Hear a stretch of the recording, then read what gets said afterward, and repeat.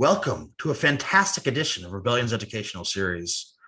We're looking at the fighter pilot with F-16 squadron leader, Jeff Orr. Captain Jeff Orr, thank you so much for coming on today. Hi, it's great to be here. Thanks for having me on. The pleasure's all ours. So when did you know you wanted to be a fighter pilot? How old were you? I was about 4 years old, probably, maybe a little bit older than that. It was when the TV show Black Sheep Squadron was on with Robert Conrad portraying Peppy Boynton in the Pacific Theater in World War II. And from that moment on, that's all I wanted to do. Did the Pacific Theater in World War II inspire you as well, or? Absolutely. And mostly I would say from that TV show, just all the daring do of the World War II fighter pilot, and then the vistas of the Pacific with the islands and the palm trees and all that. This might sound like a dumb question, but was it harder to be a fighter pilot in the Pacific in World War II or during Vietnam? Boy, if I were to venture an opinion, I would probably get crucified by the groups from both wars. I see. Being a fighter pilot in wartime is difficult, regardless of the theater. I would say, boy, it's tough. It would be. We'll call it a draw. We'll call it a draw. I mean, each one has its drawbacks. You could get lost in the Pacific, but what about ejecting? Was it easier to eject in Vietnam than it was in World War II? Well, you couldn't eject in World War II because the ejections hadn't been created yet. So then could you open your plane and get out though, or? Yeah, so they carried parachutes with them, but they had to open the canopy up manually and jump out the side. And did that rarely happen, or? No, there were, if you read through history, there were a lot of World War II fighter pilots who wound up on the ground and in prisoner of war camps. And there's some great stories about guys who fought their way back and were picked up by partisans and were repatriated back to their bases and fought again. But yeah, a lot of guys got shot down and lived in World War II for sure. Wow. And was the actual act of shooting harder as well in World War II? Because I guess, with Vietnam, you had more computerized assistance for aiming, or was there, how much computerized assistance? When did the computer really start helping the pilot for shooting? Even in World War II, the gun sights had like we used to call it LCOS in the F-16. It's like what's the word I'm looking for? Like an accelerometer that can tell how many G's you're pulling, and it shines a light on a combining glass in front of you, like a modern day head-up display, that helped them to figure out how much lead they had to pull to put a bullet on a target. It was what I would probably call marginally better in Vietnam. And I'm no expert on this. There are people out there probably watching this who are gasping for air, not believing what I'm talking about. But by the time the F-16 came along, when it first came out, we used an LCOS sight, and then that got upgraded to what we call an enhanced envelope gun sight, which is a dynamic funnel that shows you the path of the bullet through the sky based on what your G-force acceleration is. And then when you combine that with a radar lock and a low PRF waveform, you can get a pretty accurate picture of where that bullet's going to fly. So why did we use the F-16 for so long? I'm sorry, say that again. Why have we been using the F-16 for so long? Will the F-35 completely make the F-16 obsolete, or will the F-16 still have a place after the F-35? The F-16 was originally conceived as the low-cost fighter. I think that was even the name of the project back at the time in the early to mid 70s. And the idea was, and I remember there was a Russian or a Soviet at the time engineer whose quote was, "Quantity is a quality of its own." And that's why they produced, a bazillion MiG-21s, for instance. And we had the F-4, which was a flying computer for the time, followed by the F-14 and the F-15, were both big, complicated machines. And the idea with the F-16 was it was going to be cheap. It only had one engine. We were only going to arm it with 9 sidewinders, and we were going to produce a boatload of these things, and we were going to fill the skies with them so that we would have defense by volume, essentially. And what did they fly in Top Gun? Those were F-14s, Okay. F-14Bs, I think. So the Do they fly early faster than the ones. 16 or just more computer? The F-14 put out a lot of grunt. That thing would go high and go fast, and it had the variable geometry wing. So when those guys swept those wings back, they could go in a straight line in a big hurry. Did you prefer flying an F-16 to an F-14, or did you prefer the 14? I've only flown the F-16. Never flown an F-14 ever? Okay. No, I've never flown anything but an F-16. Oh, wow. And so when was the F-16 first introduced to the U.S. Air Force? I want to say the first flight was in 1979. That's plus 2 years maybe. So somewhere between 76 and 79 was the first flight. In fact, interesting story, the first flight was an accident where it was going to be a high-speed taxi test. Mm-hmm. And the flight controls, the F-16 uses a fly-by-wire flight control system. So instead of pulleys and gears, hydraulically actuated pulleys and that kind of thing, like what are in the older fighters, including the F-15, it was based on force plates, transducers in the stick. So when I pull 25 pounds aft stick force, then the airplane gives me the equivalent of that as if it had hydraulically actuated pulleys and gears.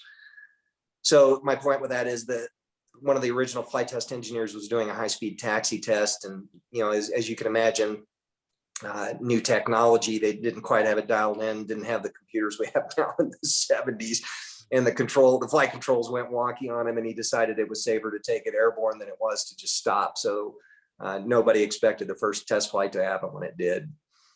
Yeah, no, it's funny. I was talking with a TWA 747 pilot who said his most fearful moment ever in aviation was when he was on committal and he had full engine and electronics failure, and he took the bird up in the air and just prayed that everything came back on, because he said, if he stayed down, it would have bounced and they definitely would have died. And so, birds are made to fly, and that's where the best luck was. Luckily, everything came back on within a few seconds, and there was no issue. But often it's safer to stay in the air. So, well, flying in general is an extraordinarily safe activity. If you're sitting on an airliner, the most dangerous part of your trip is behind you and in front of you when you land at the airport. Once you're on that 737, you are safe. Yeah. But, and I say but, the least, well, not the least, if there's anything where you approach a critical kind of safety of flight time, it's when you're taking off.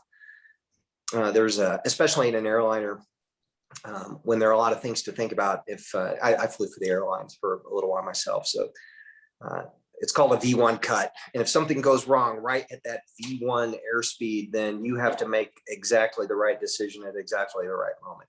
Now that's incredibly rare, and airline pilots are trained for that kind of thing, so I don't want to scare anybody, but what you just said is a great if you don't have example. enough lift and you lose power, your options are quite limited. Absolutely. I mean, with Sully, it was amazing how quickly he made a life and death decision.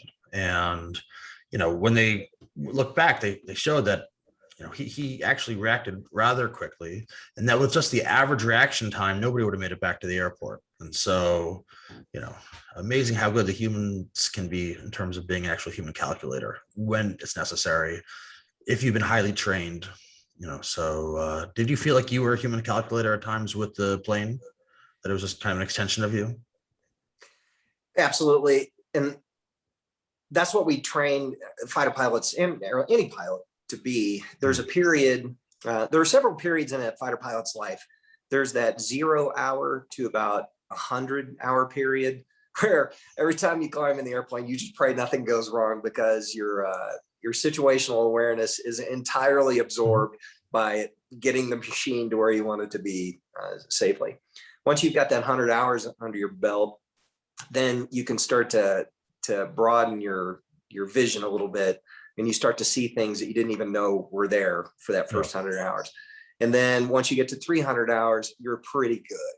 You're not great, but you're pretty good. And then we dump those guys into the flight lead upgrade program. So now they're not just flying the airplane, but they're leading a 2-ship or a 4-ship or more than that. And suddenly the situational awareness it had peaked and it goes right back into the dumper because they're learning all new skills. So if a MiG-21 faces off with an F-16, is it going to be more of a question of plane versus plane or pilot versus pilot? The F-16 is far superior to a MiG-21 across pretty much the entire envelope, but a well-flown MiG-21 against a poorly flown F-16, it could go either way. Of course, training is so important. I mean, you look at the HMS Hood and the Bismarck, one of the most famous, battles in all of world history. And, the Hood had actually a very inexperienced crew at the time versus the Bismarck, which had a very experienced crew. And so people don't really know that very often. So the Hood crew didn't really know what they were doing, and the Bismarck crew knew exactly what they were doing and took their shots. So, experience really makes a difference. Was there ever a moment where you thought you wouldn't make it when you were flying? You thought you were going to crash? I've had the F-16 is an incredibly safe, incredibly well sorted out airplane, and it's been around for so long that all of its quirks are pretty well known, and we've got the best maintainers on Earth. And thanks to all of those things, I've had very few serious emergencies in my life.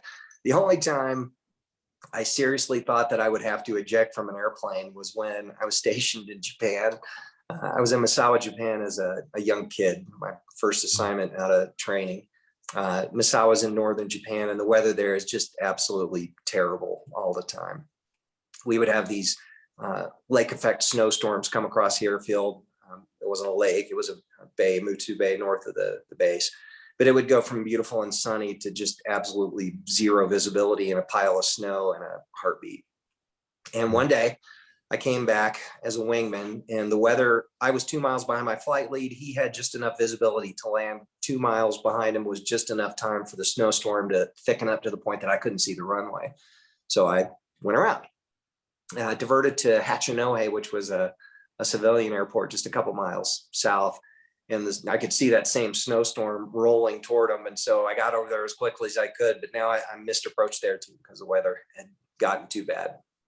So now I'm in the middle of this cloud in a foreign country and there's snow everywhere.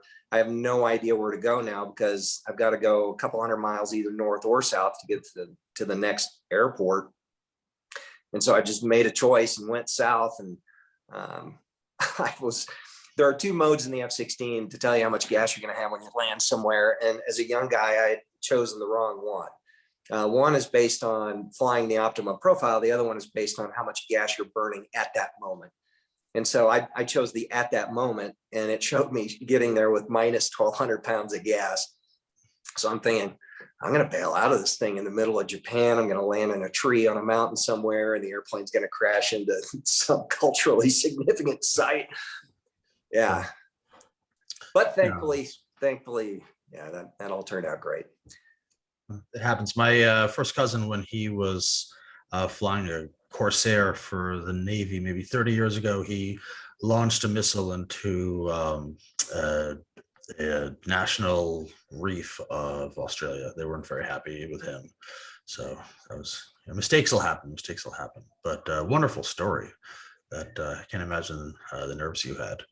So what would you say was the toughest G-force you ever encountered? Was there one specific instance where you took the F-16 to its limit, or where you took yourself to your limit?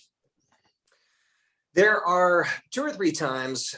The one time I was at an Nellis Air Force Base about 20 years ago, and your G tolerance goes down if you're sick or dehydrated. There are lots of physical factors that go into it, and I had been both. I had a cold for a couple of weeks, and first flight in a while, and it was a clean, brand new Block 52 F-16, which has a big old Pratt & Whitney 229 motor, puts out a lot of thrust. Nice cool day in January, and I just flat blacked out. Now there's a difference between, there's G-LOC, which stands for G induced loss of consciousness, which is where the blood drains out of your brain and you do go unconscious, and you could be out for a few seconds, you could be out for 30 seconds. And then there's a period when you wake up, when you don't have your wits about you, you don't know where you are. Yeah. That's obviously bad. You don't want to take a nap in a fighter jet. Yeah. Blacking out is what happens just prior to that. So that's where your vision starts to come in from the side as the blood drains out, until you're doing this, and then it's all gone and you're just looking at black. And you are, milliseconds away from going out when that happens. And that's what happened to me. Fortunately, I did not G-lock, and I just came back and landed. Wow, very scary. When it's happening, would you put the plane into autopilot? What is there, or do you not have enough time for that? No, it's almost an instantaneous thing. If you ask the airplane to give you max performance at a high airspeed, then I can't remember what the name of it is. There's like a 3/4 of a second period where you're biologically, your body helps you out. But then one second into it, you're out of luck if you don't do something actively to keep the blood in your brain. Gotcha. Wow. So what about the pilot of tomorrow? How much longer will we have humans in the cockpits before it's all AI driven? That's a great question. I mean, we have the technology right now to, not have any human beings up in the nose of an airplane. When I flew for an airline for a while, I was really surprised at, like, an F-16 has an autopilot, but it's rudimentary. It'll hold an altitude, it'll hold an airspeed, but that's really about it. And you're hand flying the rest of the time. And a modern airliner, I would turn the autopilot on passing 1,000 feet above the ground. And at that point, I'm more of an autopilot monitor than I am a pilot. And you could do that from anywhere. You could do that from a bunker somewhere, which is what we do with MQ-9s and those kinds of airplanes. I think the question about airliners in particular, I would not feel comfortable climbing into a 737 that was controlled by someone on the ground, because airline pilots, you might fly for 10 years and never have anything bad that you have to deal with, but then you make every bit of No, of course, money. they're there for the panic moment. You want the experienced pilot for the time it does go badly and the Sully Sullenberger moment occurs. And so you need that fantastic experience. So no, this has been a great conversation, Jeff. You're really just a wealth of information. Thank you so much for coming on today. Before I let you go, do you have any parting thoughts for our viewers or for the pilots of tomorrow, for the fighter pilots of tomorrow? I would say it's the best thing that you can do. If you don't want to grow up and you want to wear your pajamas to work every day and hang out with the best, most patriotic, smartest, best people, join the military, be a pilot. Wonderful. I love America, and I'm a huge patriot myself. So I appreciate that answer very much, Jeff. Thank you so much. I hope we can stay in touch and have you on for a future aviation episode. You bet. Thanks. Have a great day, Jeff. Bye. You too.